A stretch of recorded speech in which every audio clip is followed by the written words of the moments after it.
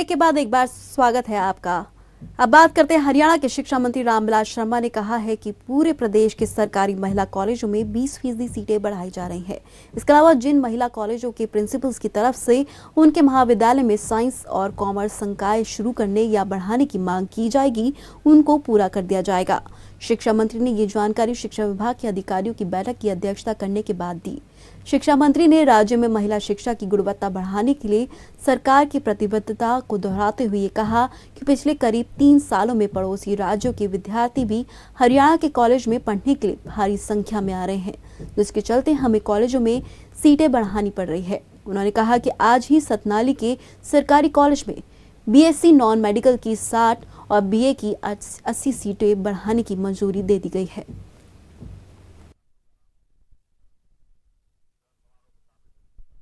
जो महिला महाविद्यालय है उसमें वो सारी संकाय, विज्ञान की संकाय, कॉमर्स की संकाय और भी जो लेटेस्ट जो कोर्सेज हैं वो हम बढ़ा रहे हैं।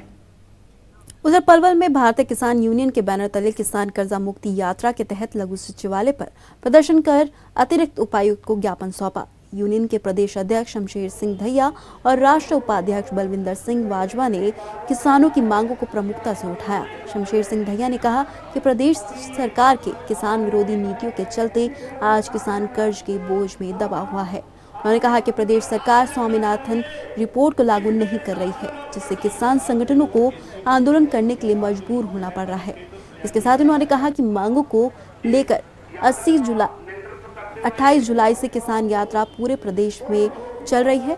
6 अगस्त को हरियाणा के सीएम को अपना मांग पत्र सौंपा जाएगा और यदि सरकार ने उनकी मांगों को नहीं माना तो 9 अगस्त से 15 अगस्त तक उनकी यूनियन प्रदेश के सभी किसान संगठनों को साथ लेकर जेल भरो आंदोलन करेगी और संसद का घेराव करेगी। किसान जो मजदूर है अभी खेतों इस यात्रा का नेतृत्व करते हुए आज जो कर्जा मुक्ति यात्रा है वो फरीदाबाद से शुरू हुई है। हमारे राष्ट्रीय उपाध्यक्ष चौधरी ऋषिपाल अंबावता जी ने हरी झंडी देकर के रवानगी की है और फरीदाबाद में हम मांग पत्र सौंप करके आए हैं। अभी यहाँ पर पलवल जिला में जो हमें परेशानी हुई है, यहाँ पर प्रशासन ने हमारे साथ एक जाति की, हमारे साथ इतने सारे बुजुर्ग किसान नेता हैं, हमारे किसान साथी हैं, महिलाएं हैं, माताएं हैं, बहनें हैं, इतना इंतज़ार कराया गया और इतना इंतज़ार हमें कहीं भी देखने को नहीं मिला। और हमारी यात्रा 10 दिन की है और 6 तारीख को ये यात्रा हर जिले में होती हुई 6 तारीख को मुख्यमंत्री निवास चंडीगढ़ पहुंचेगी और चंडीगढ़ जाकर के अपना मांग पत्र सौंपेगी। उधर फतेहाबाद में दुष्कर्म का झूठा आरोप लगाकर पैसे ऐंठने के मामले में पुलिस ने एक गिरोह का काबू किया है। पकड़े गए लोगों में एक महिला समेत एक दंपति शामिल है। आपको बता दें कि पुलिस ने शिकायत के आधार पर पूरी कार्रवाई की। वहीं शिकायतकर्ता इंद्राज ने बताया कि आरोपी गांव में डिपो चलाने का काम करता था और एक दिन कमलेश ने स्वीटी नामक महिला से मिलवाया और बाद में दोनों ने ब्लैकमेल करना शुरू कर दिया। उन्होंने बताया कि दोनों ने पैसे देने का दबाव बनाया और मना करने पर दुष्कर्म का केस दर्ज करवाने की चेतावनी दी। फिलहाल पुलिस ने तीनों के खिलाफ मामला दर्ज कर जांच शुरू कर दी है। इसके साथ ही आपको एक और खबर बता दें कि हरियाणा सरकार ने पानीपत में उद्योगपतियों के सामने आने वाली समस्याओं को हल करने के लिए आज समाधान दिवस का आयोजन किया गया, जिसमें उद्योग मंत्री विपुल गोयल ने शिरकत की।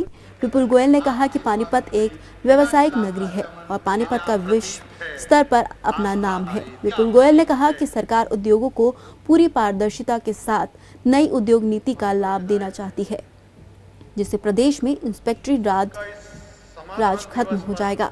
उन्होंने कहा कि इस मौके पर उन्हें 34 शिकायतें मिली है, जिनमें से 29 शिकायतों का मौके पर समाधान कर दिया गया है।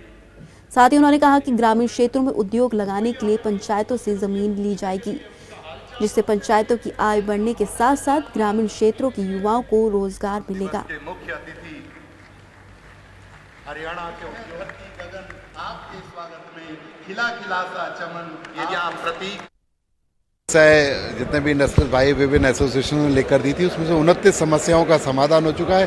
5 ऐसी समस्याएं थी जिनका समाधान नहीं हो सकता था या जो उनकी डिमांड थी वो एप्रोप्रिएट नहीं थी, इंडस्ट्री के अकॉर्डिंग जो हम लोगों ने सारा उन्हें सर्वे देखा, उनका एनालिसिस किया, तो बाकी 29 जो समस्याएं थी उनका समाधान हो चुका है। और जो आज यहाँ पर पब्लिक इंटरेक्शन में जो नई नई चीज़ें आई हैं उन पर भी रेगुलर हम लोग मीटिंग करके उनके भी समाधान की कोशिश करेंगे। और ये समाधान दिवस कोई आखिरी प्रक्रिया नहीं थी, ये रेगुलर जो भी इंडस्ट्री से रिलेटेड कोई भी प्रॉब्लम्स आती रहेंगी उन पर समय समय पर हम लोग कुछ ना कुछ अमेंडमेंट करके या उनको ईज करने का काम को रेगुलर करते रहेंगे। सारी उधर यमुनानगर के तीर्थनगर के एक प्लाई फैक्ट्री में अवैध रूप से इस्तेमाल किए जा रहे यूरिया को कृषि विभाग के अधिकारियों ने पुलिस की मदद से पकड़ा है। यूरिया को टेक्निकल ग्रेड यूरिया के नीचे छिपाकर फैक्ट्री के अंदर ले गए थे, तभी पुलिस ने इस ट्रैक्टर ट्रॉली को दबोच लिया। आपको बता दें कि यूरिया का प्लाई बोर्ड फैक्ट्रियों में धड़ल्ले से इस्तेमाल किया जा रहा है, जबकि यूरिया पर सरकार सब्सिडी देती है। इस यूरिया का फायदा किसानों तक न पहुंचकर प्लाईबोर्ड मालिकों तक पहुंचाया जाता है। कृषि विभाग की शिकायत पर पुलिस ने फैक्ट्री मालिक और खाद सप्लायर के खिलाफ मामला दर्ज कर जांच शुरू कर दी है।